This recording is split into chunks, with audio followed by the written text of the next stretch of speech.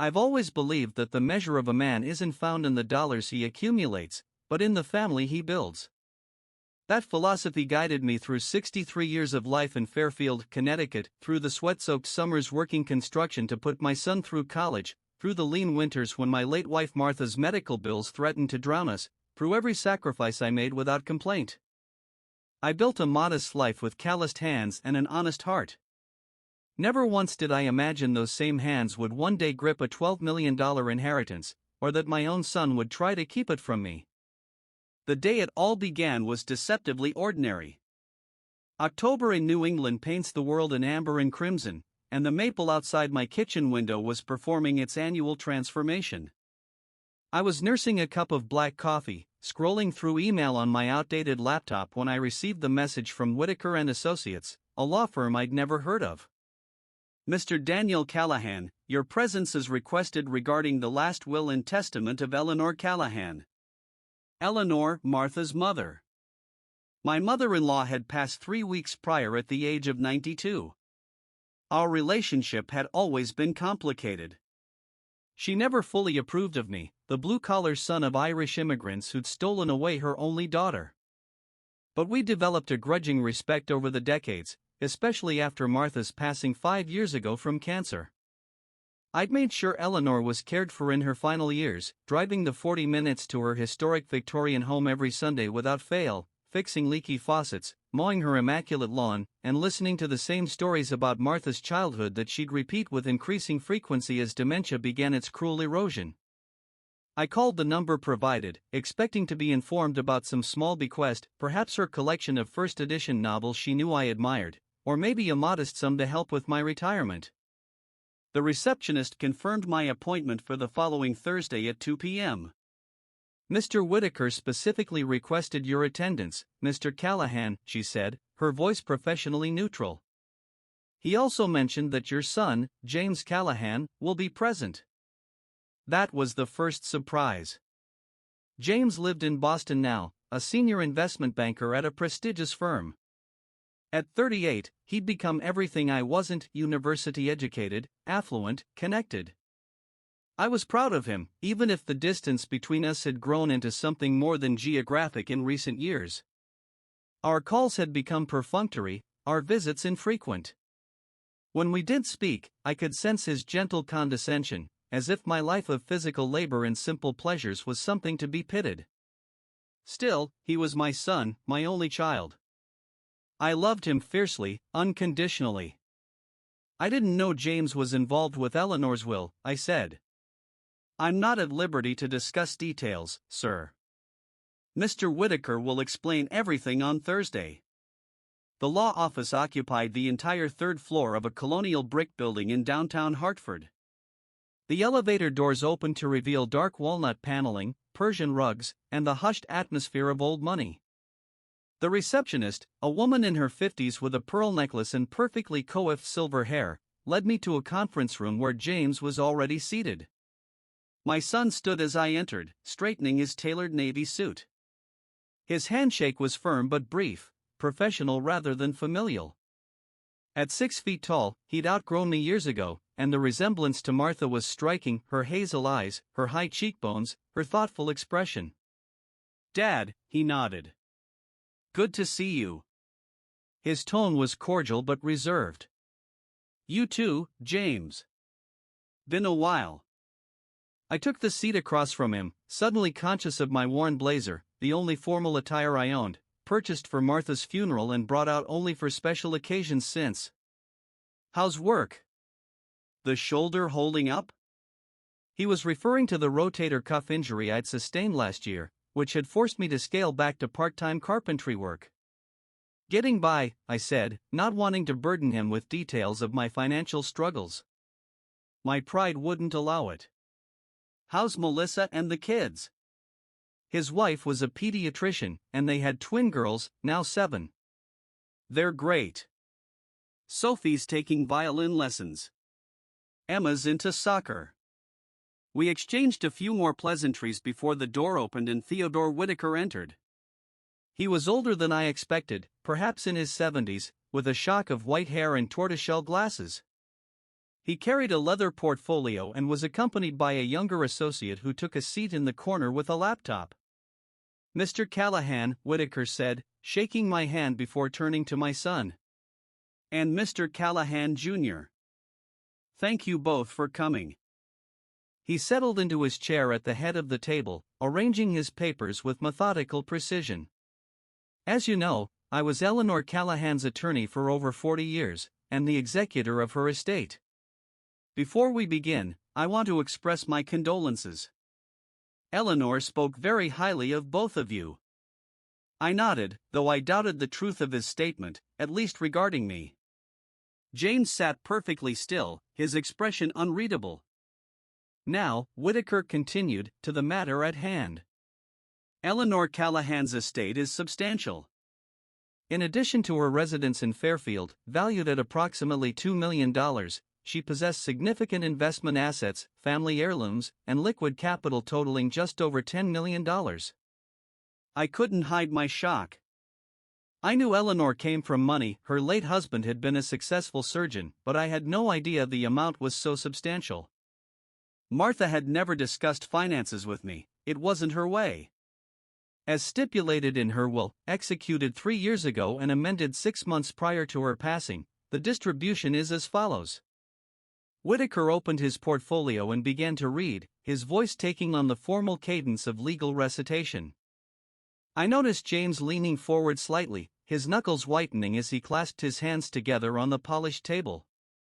"To my grandson, James Callahan, I bequeath the sum of $1 million, to be transferred immediately upon the execution of this will." James nodded slightly, unsurprised. I wondered if he'd expected more. "The remaining assets, including my primary residence, all investments, banking accounts, and personal property, with a total approximate value of $11 million, are to be held in trust for a period of 1 year. Whitaker paused, adjusted his glasses, and looked directly at James. "During this period, the trust will be managed by myself as trustee, with quarterly disbursements of interest to be directed to James Callahan for family support." James smiled thinly, satisfaction evident in his posture. I sat quietly, confused but unsurprised that Eleanor had chosen to favor her grandson. Blood had always been important to her, and James represented the continuation of her daughter's legacy. At the conclusion of the 1-year trust period, Whitaker continued, his voice unchanged, "All remaining assets will transfer in their entirety to Daniel Callahan, my son-in-law, in recognition of his unwavering care and devotion to my daughter Martha during her illness, and his continued support of myself in my final years." The room went still. I blinked, certain I'd misheard. James's face transformed, shock replacing composure, then rapidly cycling through disbelief, confusion, and finally, something darker. "There must be some mistake," James said, his voice tight. Whitaker shook his head. "There is no mistake, Mr. Callahan. Your grandmother was quite explicit in her intentions. She revised this portion of her will after her 90th birthday, following what she described to me as a moment of perfect clarity regarding what truly matters." James turned to me, eyes narrowing. "Did you know about this?" "I had no idea," I said truthfully, still processing the information. "Eleanor never said anything to me about her will." "This is absurd," James's voice rose slightly. "I was her blood. Mom's only child." "If I may," Whitaker interjected, "Eleanor included a personal letter explaining her decision. Perhaps this would be an appropriate time to read it." Without waiting for a response, he withdrew an envelope from his portfolio, broke the seal, and began to read. "My dear James and Daniel, if you're hearing this, I've finally joined my beloved daughter in whatever comes next. I've lived a long life filled with both privilege and pain, and as the end approached, I found myself reflecting on what matters most. James, my darling grandson, you have been blessed with intelligence, opportunity, and financial security that your mother and I worked hard to provide. The $1 million I've left you is meant as a gesture of my love, but not as a windfall that might diminish your own ambition or teach your children that wealth comes without effort. Daniel, when you married my Martha, I confess I judged you harshly. I saw only your lack of education, your humble background, your calloused hands. What I failed to see then, but came to understand profoundly in my later years, was your character. When Martha fell ill, you demonstrated a devotion that humbled me. You worked 3 jobs to pay for experimental treatments. You slept in hospital chairs for months. You read to her when her eyes grew too weak to see the pages. And after she was gone, you continued to care for me despite our difficult history. The money and property I leave to you, Daniel, is not charity. It is payment of a debt I can never fully repay, recognition of the love you gave my daughter that no amount of money could buy. Use it well, use it wisely, and know that in the end, Martha's mother came to love you as a son. James, I hope you will understand and respect my decision. True inheritance is not measured in dollars but in the lessons we learn from those who came before us. Your grandfather and I built our fortune through hard work and sacrifice. Your father, though not wealthy in traditional terms, has demonstrated the richness of character I hope you'll come to value above all else. With eternal love, Eleanor Callahan. When Whitaker finished reading, I found my vision blurred with unexpected tears. The letter had captured a warmth and appreciation I'd never experienced from Eleanor in life. James, however, had gone completely rigid, a muscle working in his jaw. "This is obviously the result of her dementia," he said flatly. "She wasn't in her right mind." Whitaker's expression remained neutral, but his voice carried a hint of steel. "I anticipated this concern. Eleanor was evaluated by 2 independent neurologists 6 months ago, specifically to establish her testamentary capacity. Both confirmed she was entirely competent to make these decisions. I have their reports here, should you wish to review them." James stood abruptly. "I'll be contesting this will. You'll be hearing from my attorneys." "That is your right," Whitaker acknowledged. "However, I should mention that Eleanor included a no-contest clause. Should any beneficiary challenge the will unsuccessfully, their portion is forfeited and redistributed according to the remaining allocations." My son looked at me then, really looked at me, for the first time in years. What I saw in his eyes wasn't the boy I'd raised, the child who once rode on my shoulders at county fairs, the teenager who'd worked alongside me rebuilding our deck one summer. Instead, I glimpsed something cold and calculating, as if he were assessing an opponent rather than regarding his father. "Dad," he said, his voice suddenly conciliatory, "you know this isn't right." Grandma Eleanor was confused. "That money should stay in the bloodline, for the girl's education, for our family future. You're not equipped to manage this kind of wealth." The implication stung, but I kept my expression neutral. "I think we both need time to process this, son." James gathered his coat and briefcase. "We'll talk soon. This isn't over." With a curt nod to Whitaker, he left the room, the door closing firmly behind him. Whitaker waited a moment before speaking. "For what it's worth, Mr. Callahan, Eleanor was entirely lucid when she made these changes. She spoke at length about your character and her regret at not appreciating it sooner." I nodded, still overwhelmed. "I never expected this. Never wanted her money." "She knew that," he said simply. "That's precisely why she left it to you." After reviewing some preliminary paperwork and arranging a follow-up appointment to begin the formal transfer process, I left the office in a daze. The crisp October air cleared my head as I walked to the parking garage where my 15-year-old Ford pickup waited. My phone buzzed with a text from James, "Coming to your place tomorrow to discuss. This needs to be resolved as a family." I drove home slowly, the familiar route giving me time to think. The modest Cape Cod house where Martha and I had built our life together came into view, the sagging gutter I'd been meaning to fix, the faded blue paint, the maple tree we'd planted when James was born, now towering over the roof. It wasn't much, but it was mine, paid for through decades of honest work. $11 million. The number was incomprehensible. I could retire completely, travel as Martha and I had always dreamed of doing, donate to the Cancer Research Foundation we'd supported after her diagnosis, set up college funds for my granddaughters. I could finally repair the leak in the sunroom that had been driving me crazy for years. But as I pulled into my driveway, I felt an unexpected heaviness. Money changes things. It changes people. And something in James's eyes told me our relationship, already strained, was about to be tested in ways I couldn't yet imagine. The next morning dawned gray and drizzly, matching my mood. I'd barely slept, my mind racing with possibilities and concerns. At precisely 10 a.m., a sleek black Audi pulled into my driveway. James emerged wearing casual clothes, designer jeans and a cashmere sweater that probably cost more than my entire wardrobe, but his expression was all business. I met him at the door with coffee already prepared the way he liked it, 1 sugar, splash of cream.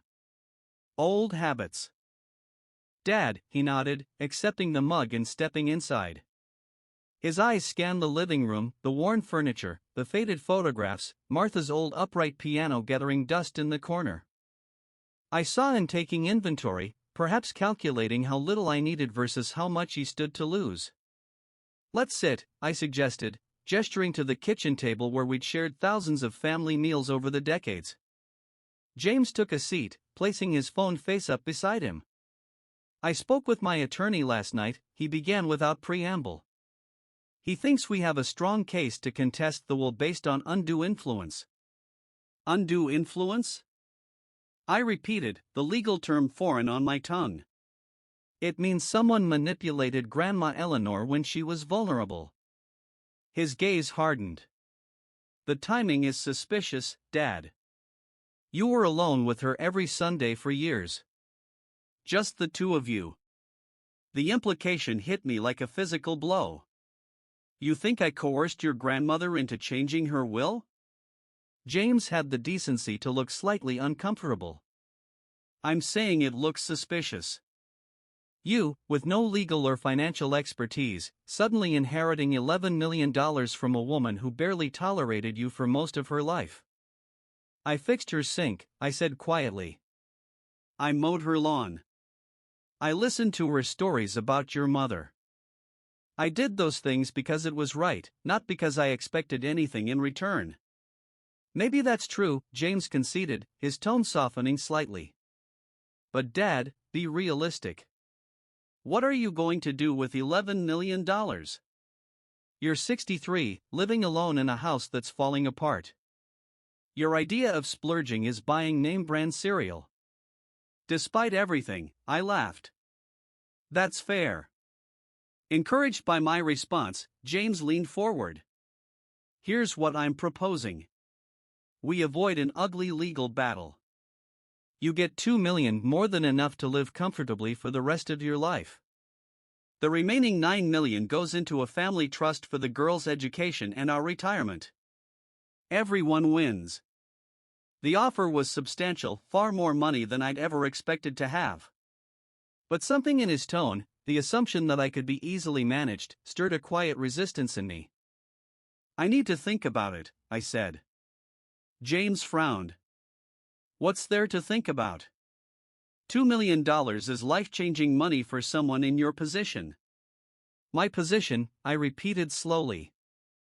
You know what I mean. You've worked hard your whole life for not much to show for it. This is your chance to enjoy your retirement. Travel a bit. Fix up the house. I studied my son's face, Martha's hazel eyes, my mother's determined chin. When had he become so disconnected from the values we tried to instill? When had money become his measure of a man's worth? James, I said carefully, this isn't just about the money. It's about your grandmother's wishes. She made a choice, and maybe we should respect that. His expression hardened again. Her wishes? Dad, she was practically senile. She once called me Thomas, her brother who died in the 70s. She wasn't thinking clearly. The neurologist said otherwise, I reminded him. Neurologists can be wrong. Or influenced. He let that hang in the air between us. I felt a flicker of anger but suppressed it. I think we both need more time. This has all happened very suddenly. James checked his watch, a Rolex, I noted absently. I need to head back to Boston. The girls have a recital tonight. He stood, leaving his coffee mostly untouched. Think about my offer, Dad. $2 million is generous. This doesn't have to get messy. After he left, I sat at the kitchen table for a long time, turning my wedding band around my finger, a nervous habit I developed after Martha died. What would she advise? She'd always been the diplomat in the family, the peacemaker. I remembered how she'd looked in her final days, her body ravaged by cancer but her eyes still bright with love. Promise me you'll look after Mom, she'd whispered one night, her hand fragile in mine. She's stronger than she seems, but she'll need someone. I'd kept that promise, never expecting anything in return. And now, apparently, Eleanor had recognized that devotion in the only way she knew how, with money. Money that her grandson, my son, believed was rightfully his. 2 days later, I received a formal letter from James's attorney outlining the terms of the proposed settlement and giving me 10 business days to respond before they would file to contest the will. The letter was filled with legal terminology and veiled threats, but the message was clear: take the $2 million, or prepare for war. I called Theodore Whitaker, who listened patiently as I explained the situation. Unfortunately, this is not uncommon in cases involving substantial inheritances, he said when I finished. What's your inclination, Mr. Callahan? I don't know, I admitted. $2 million is more than I ever dreamed of having. Maybe I should just take it and avoid the conflict. May I speak frankly? Whitaker asked. Please. Eleanor Callahan was a formidable woman who knew exactly what she was doing. The amendments to her will weren't made lightly or without considerable thought. She anticipated this exact scenario, her grandson challenging her decisions, which is why she included the no contest clause. So you think I should reject James's offer? I can't advise you on family matters, Whitaker said carefully. But legally speaking, their case is weak. The documentation of Eleanor's mental competence is thorough. More importantly, he paused, I have video recordings of Eleanor explaining her decisions, made specifically to address any future challenges. This was news to me. Video recordings? Eleanor was nothing if not thorough. She recorded a 40-minute statement 6 months ago explaining exactly why she was leaving the bulk of her estate to you instead of James. She was quite explicit about her concerns regarding your son's character and values.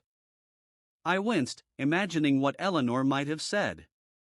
Despite our differences, I'd never spoken ill of James to her, always defending him when she criticized his infrequent visits or apparent disinterest in her life. I'd like to see this recording, I said finally. Of course. I can arrange a private viewing at my office tomorrow. That night, I couldn't sleep. I paced the house restlessly, feeling Martha's absence more acutely than I had in years. In our bedroom, I opened her old jewelry box, a simple wooden one I'd made for our 10th anniversary, and took out the small stack of letters she'd written for me before she died, one for each year after her passing. I'd read the first 5, one on each anniversary of her death. The 6th remained sealed, waiting for next month's painful milestone. On an impulse, I broke tradition and opened it early, carefully slitting the envelope with my pocketknife. Martha's handwriting, once so strong and confident, had grown shaky in her final weeks, but her words were as clear as ever. My darling Daniel. If you're reading this, we've been apart for 6 years.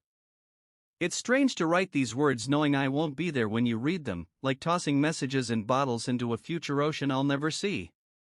I've been thinking about family, what makes one, what breaks one. My mother once told me that family is about blood and obligation. You showed me it's really about choice and love. Every day, you chose me. Through every hardship, every joy, every ordinary Tuesday, you chose our family. I worry about James. He has his father's strength and his grandmother's ambition, but somewhere along the way, I fear he's lost sight of what truly matters. Success has come easily to him, perhaps too easily. He hasn't had to fight for the things that define a life well lived: the satisfaction of work done with your own hands, the quiet pride of sacrifice, the knowledge that you've put others before yourself. If there's distance between you now, don't lose heart. Keep choosing him, even if he doesn't choose you back. That's what family really means. All my love, forever and always, Martha. I folded the letter carefully and returned it to the box, her words echoing in my mind. Keep choosing him, even if he doesn't choose you back. But how? What would that look like in this impossible situation? The next day, I sat in Whitaker's office, watching Eleanor Callahan on the large monitor mounted on the wall. She looked smaller than I remembered, frilier, but her eyes were sharp, her voice steady as she spoke directly to the camera. I'm recording this statement on April 15, 2024, of sound mind and body, as confirmed by Doctors Phillips and Mehta, whose evaluations are included with my legal documents. I wish to explain my decision regarding the distribution of my estate. She sat straighter, adjusting the brooch at her collar, a sapphire piece that had belonged to her mother. When my daughter Martha married Daniel Callahan, I was, to put it mildly, disappointed. I believed she was marrying beneath her station. I was wrong. I felt a tightness in my throat as she continued. Over the years, I've watched Daniel work himself to exhaustion providing for his family. When Martha fell ill, I witnessed a devotion that humbled me. My grandson James, while successful in business, has not demonstrated the same quality of character. Eleanor's expression hardened. James visits 3 times a year, calls on holidays, and sends expensive gifts that show little thought. Meanwhile, Daniel comes every Sunday without fail. He fixed my porch steps last month despite his bad shoulder.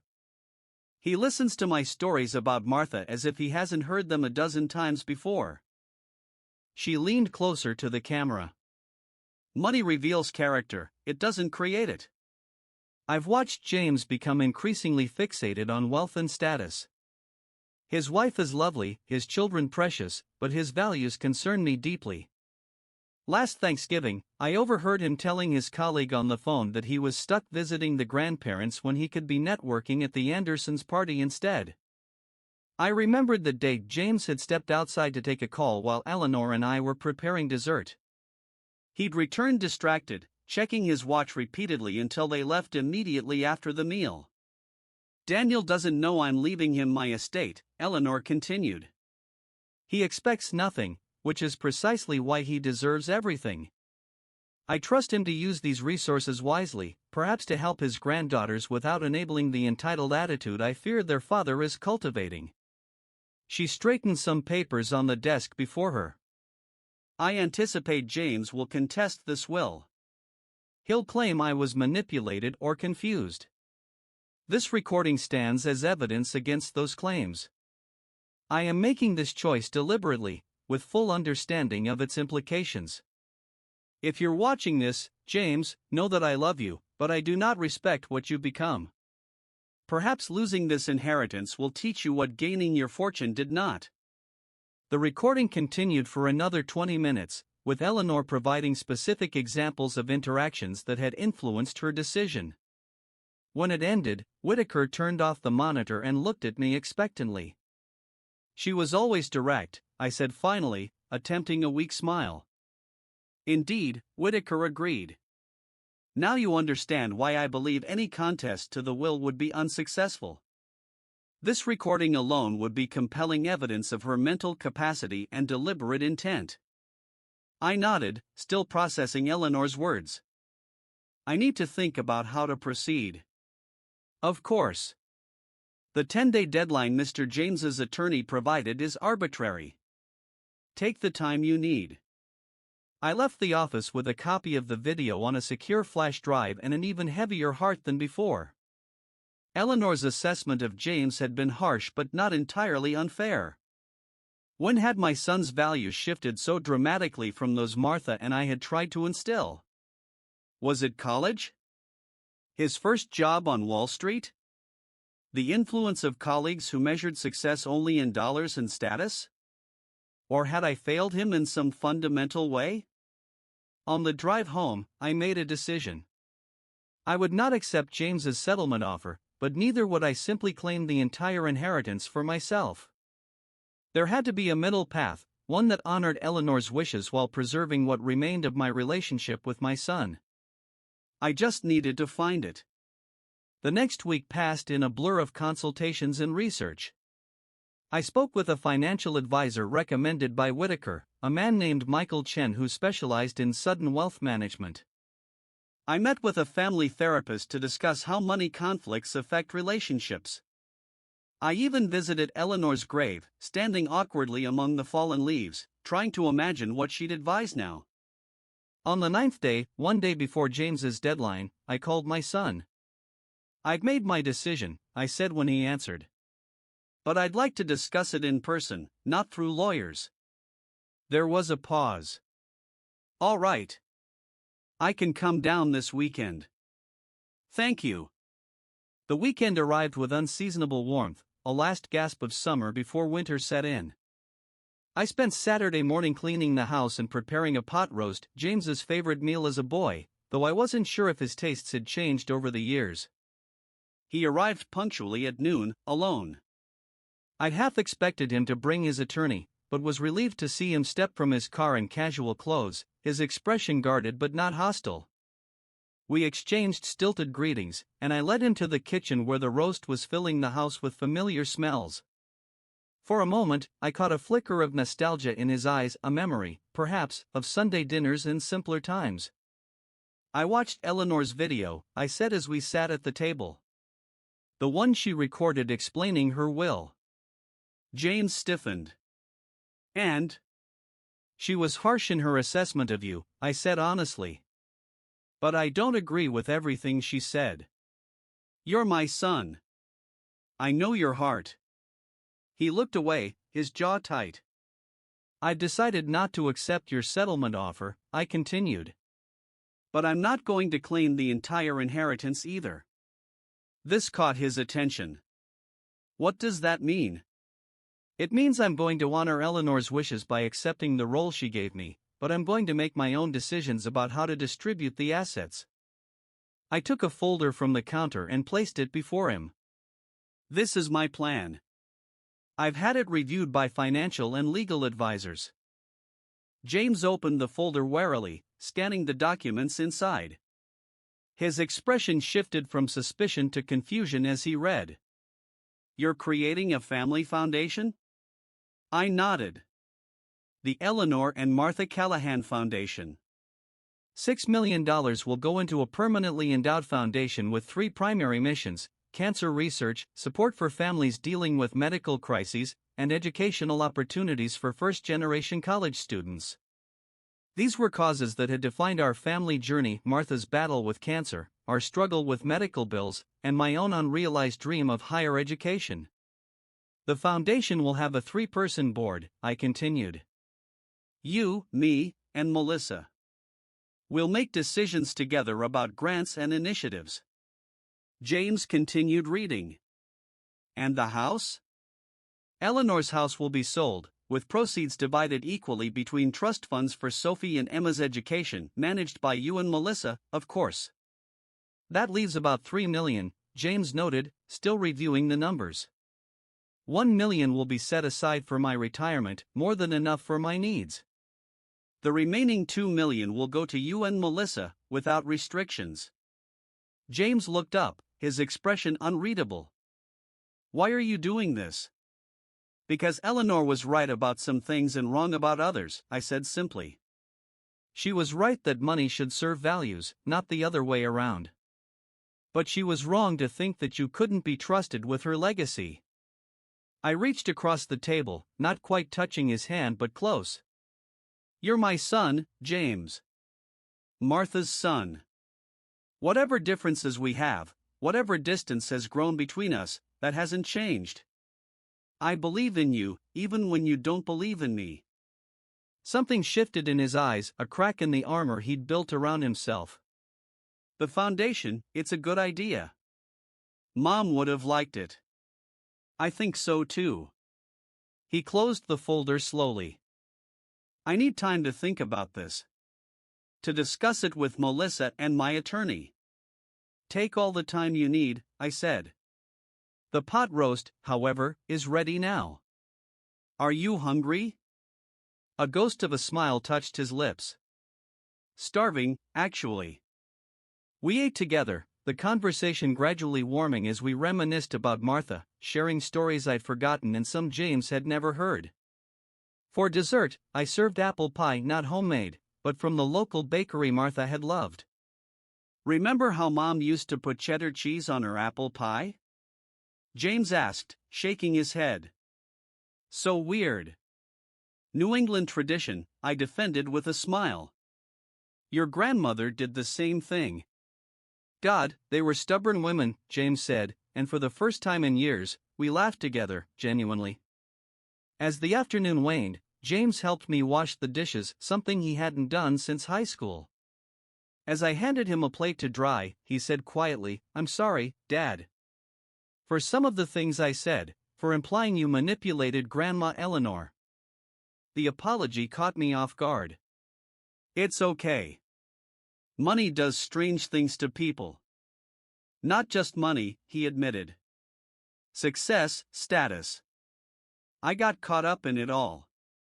Measuring myself against the other guys at the firm, always pushing for more. I nodded, understanding more than he knew. Your mother worried about that. She did? In her letters. At his confused look, I explained about Martha's final gift to me, the annual letters I'd been reading since her death. She wrote about me? James asked, his voice smaller somehow. Of course she did. You were her world, James. Mine too. He set down the towel, emotion finally breaking through his carefully constructed facade. I miss her. Every day. Me too, son. Me too.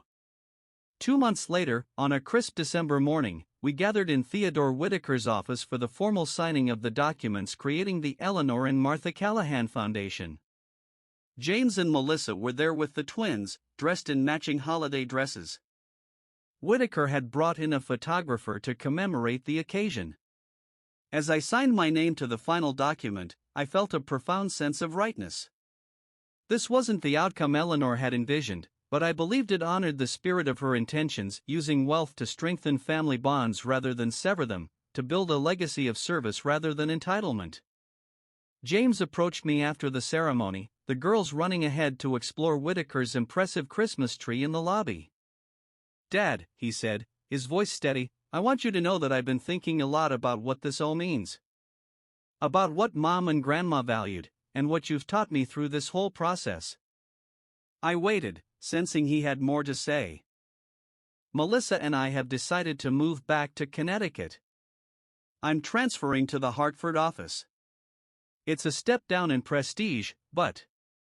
He shrugged, some things matter more. The girls should grow up knowing their grandfather. We should be a family again.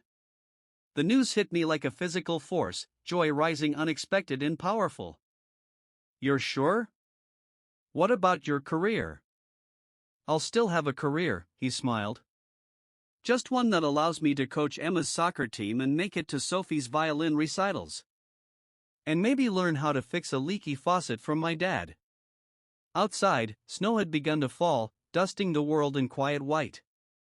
Through the window, I could see my granddaughters catching snowflakes on their tongues, their laughter visible even through the glass. Beside me stood my son, changed somehow, returning slowly to the boy Martha and I had raised. In that moment, I understood what Eleanor's inheritance had really been, not the money itself, but the opportunity to reconnect with what mattered most. The foundation bearing her name and Martha's would help countless families facing the challenges we had faced. The trusts would secure my granddaughter's education. But the real gift was this, my son standing beside me, both of us moving forward together, carrying the legacy of the strong, stubborn women who had shaped our lives. Well, I said, putting my arm around James's shoulders, your mother always said family was the only wealth that really mattered. He nodded, leaning slightly into my embrace. She was right, as usual. As we walked out into the gently falling snow to join the girls, I felt Martha's presence acutely, as if she and Eleanor were watching from somewhere beyond, nodding in approval at the family we were rebuilding, not through obligation or blood alone, but through choice and love, the only foundations that truly last. If you like this story, please like this video, subscribe to the channel, and share your impressions of this story in the comments. To listen to the next story, click on the box on the left.